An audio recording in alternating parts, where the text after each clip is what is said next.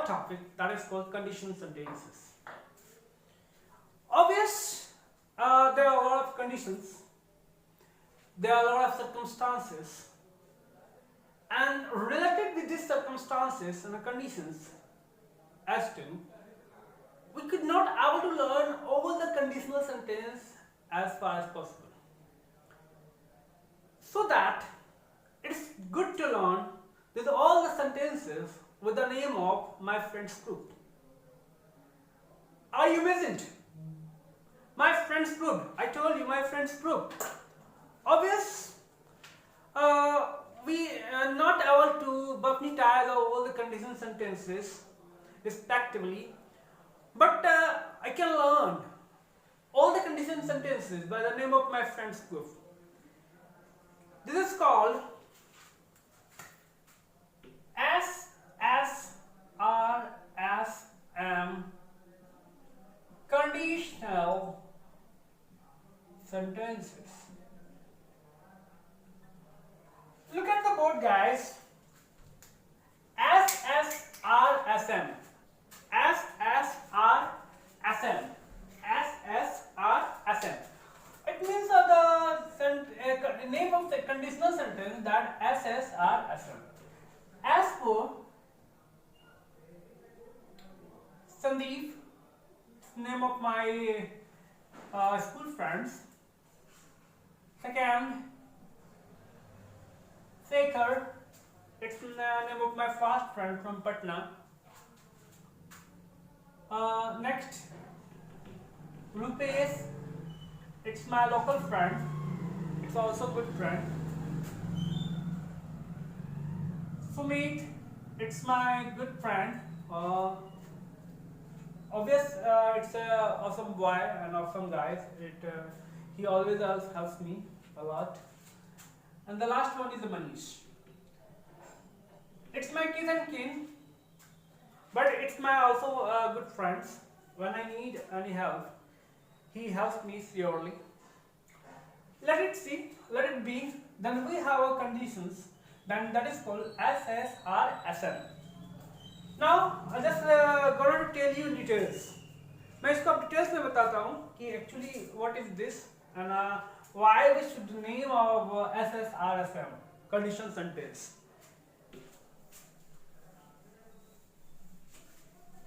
The first conditions. I just magnetize the name of these conditional sentences. That is called condition Sandeep. Condition Sandeep. It is easy to learn the conditional sentence condition Sandeep. What is the condition Sandeep and which type of sentences we just illustrate through these conditions. Look at the board softly and observe through your mind. The first conditions. Just going to define it. It refers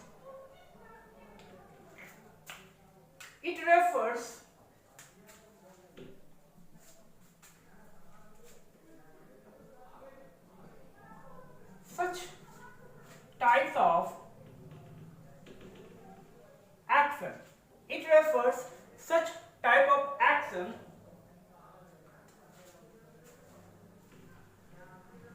which is not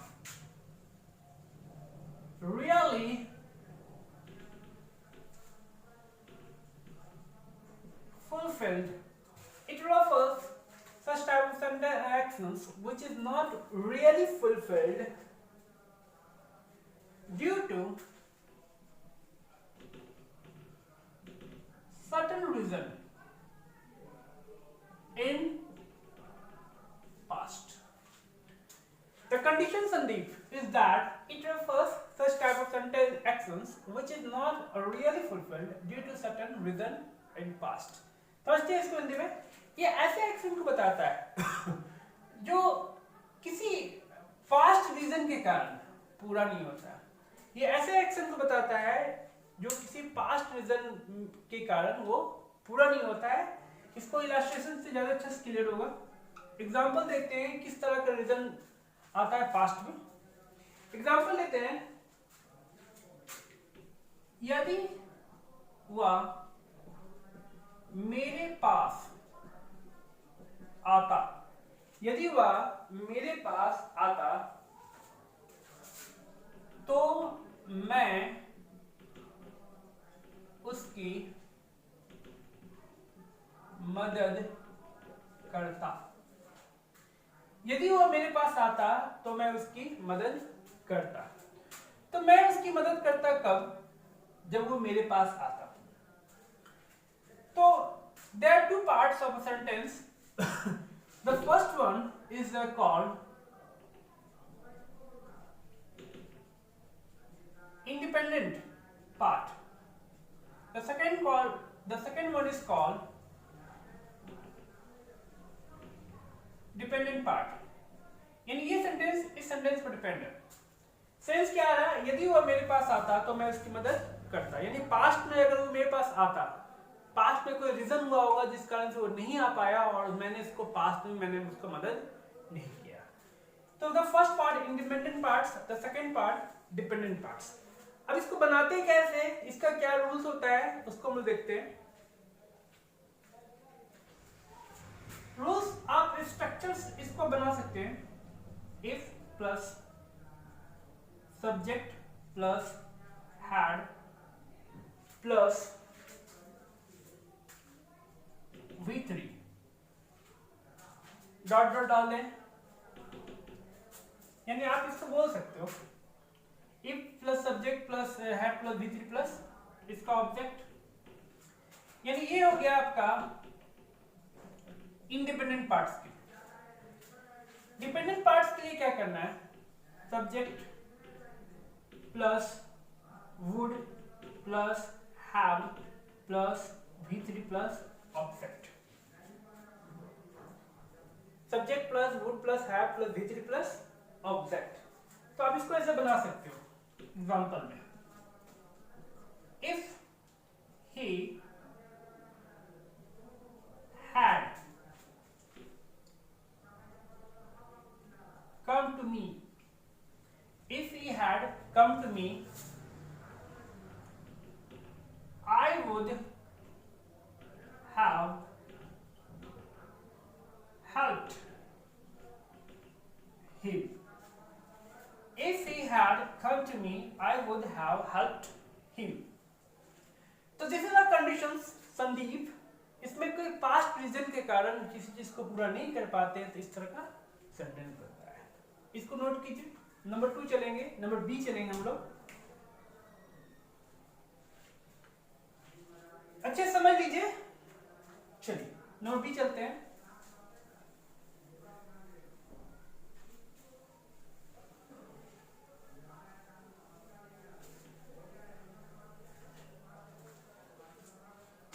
condition Shekhar पढ़ते हैं।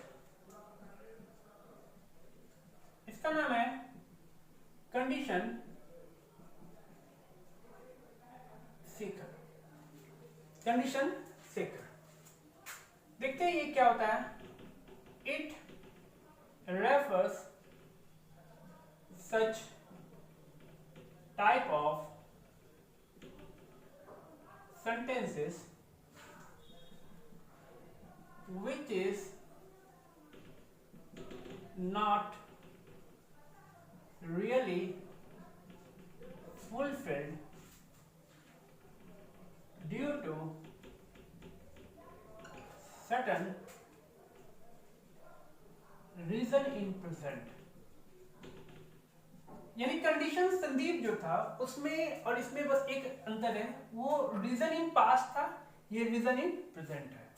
यानी present में किसी कारण से वो चीज को नहीं हो पाया तो हम उस चीज को सेंटेंस में सब कंडीशन डालते हैं। तो it refers such type of sentences which is not really fulfilled due to certain reason in present, और वो क्या था? पास्ट। तो कंडीशन शेखर का ये रूल होता है। चलिए एग्जांपल से ज्यादा अच्छे से क्लियर होगा। एग्जाम्पल लेते हैं। यदि मेरे पास किताब होती तो मैं देता। यदि मेरे पास किताब होती तो मैं देता, या आप इसको बोल सकते हैं तो मैं तुम्हें देता। देखिए साउंड दोनों का सेम ही कर रहा है, दोनों तक का साउंड सेम ही कर रहा है, पर वो पास्ट का हो गया, ये क्या हो गया प्रेजेंट का। कोई अगर आपसे किताब मांगने आया आपके पास एट अ टाइम किताब नहीं है, तो आप उसको ये बोलेगा मेरे पास किताब होता तो मैं तुम्हें देता। और इससे पहले जो था वो पास्ट में था, पास्ट में कोई काम हुआ था जो नहीं हो पाया, पर अभी ये क्या प्रेजेंट एक्शन बता रहा है। यानी ये सेंटेंस क्या बता रहा है, एक तरह से प्रेजेंट क्लॉज बताएगा, एक से क्या बताएगा प्रेजेंट क्लॉज बताएगा। तो उसमें यार इसमें ज्यादा डिफरेंस नहीं है। इसका स्ट्रक्चर्स हम लोग देख लेते हैं। इसमें दो पार्ट है ये हो गया आपका डिपेंडेंट पार्ट्स और ये हो गया आपका इंडिपेंडेंट पार्ट्स। तो इंडिपेंडेंट पार्ट्स के लिए रूल होता है subject plus had plus noun, या नाउन के रूप में अगर कोई ऑब्जेक्ट है तो। और डिपेंडेंट पार्ट्स के लिए रूल होता है subject plus would plus V1 plus object. याद रखना है इसमें भी ये हो सकता है कि यदि मेरे पास किताब होता है, यहां पर भी कोई वर्ब हो सकता है, यहां पर भी कोई वर्ब हो सकता है। यानी वुड के साथ अगर हैव लगता है तो पास्ट रीजन बताता है, याद रखिएगा। वुड के साथ अगर हैव लगाएंगे तो ये क्या बताएगा आपको पास्ट, और अगर वुड के बाद हम लोग V1 लगाएंगे ये क्या बताएगा प्रेजेंट। वुड के साथ हैव भी लगाएंगे तो पास्ट बताएगा, और वुड के साथ V1 लगाएंगे तो क्या बताएगा प्रेजेंट। यहाँ वुड के साथ क्या है V1 लगा हुआ, बस ये डिफरेंस है, स्ट्रक्चर वाइज डिफरेंस है। आप जैसे इसको बोलेंगे उससे वो हो सकता है। इसको बनाते हैं if I had a book, if I had a book I would give you, if I had a book I would give you। ये कैसा रीजन बता रहा है प्रेजेंट बता रहा है। इससे पहले जो कंडीशन संदीप था वो क्या बता रहा है पास्ट रीजन बता रहा है, और ये क्या बता रहा है प्रेजेंट रीजन बता रहा है। यानी प्रेजेंट रीजन बताने के लिए आपको केवल वुड लगाना है, वुड के साथ हैव नहीं लगाना है। और प्रेजेंट और पास्ट रीजन बताने के लिए क्या लगाना है वुड के साथ हैव लगाना है। यानी पास्ट रीजन के लिए वुड हैव और प्रेजेंट रीजन के लिए वुड प्लस V1। नोट कीजिए इसको। नेक्स्ट रूल चलते हैं हम लोग। कंडीशन शेखर का एक और मैं रूल बता देता हूं आपको, क्लियर रहेगा। मैं इसके एग्जांपल्स रफ कर रहा हूं।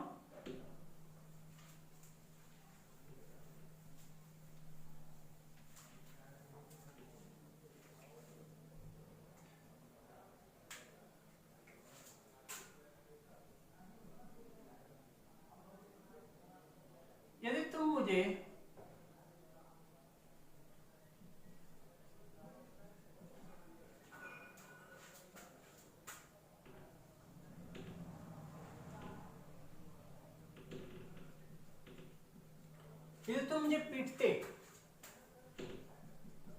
तो मैं भाग जाता। याद रखिएगा ये प्रेजेंट का कंडीशन है, साउंड दोनों का सेम हो रहा है पर ये प्रेजेंट को बता रहा है। यदि तुम मुझे पीटते तो मैं भाग जाता। तो इससे पहले मैंने जो स्ट्रक्चर बताया ऑलमोस्ट सेम स्ट्रक्चर होगा। सब्जेक्ट इसमें थोड़ा सा चेंजिंग रहेगा हैड, उसके बाद फिर क्या लगेगा V3 प्लस ऑब्जेक्ट, और दूसरा जो रहेगा वो subject plus would plus V1 plus object. यानी ये हो गया आपका इंडिपेंडेंट पार्ट्स के लिए, ये हो गया आपका डिपेंडेंट पार्ट्स के लिए। अब इसको इस तरह बना सकते हैं if you had beaten me I would run away, if you had beaten me I would run away। तो आप इसको कंडीशन संदीप का ट्रू देख लीजिएगा। इससे पहले क्या था 1 पर। तो मैंने एक रूल बताया कंडीशन संदीप और दूसरा बताया कंडीशन शेखर। चलिए इसको मिटाते हैं हम, नेक्स्ट चलते हैं कंडीशन रूपेश।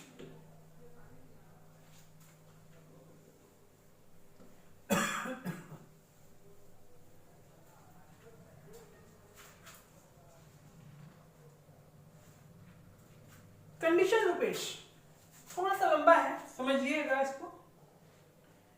तो मैंने ऐसा करते हैं कि इसको 2 पार्ट में बनाते हैं इस वीडियो को।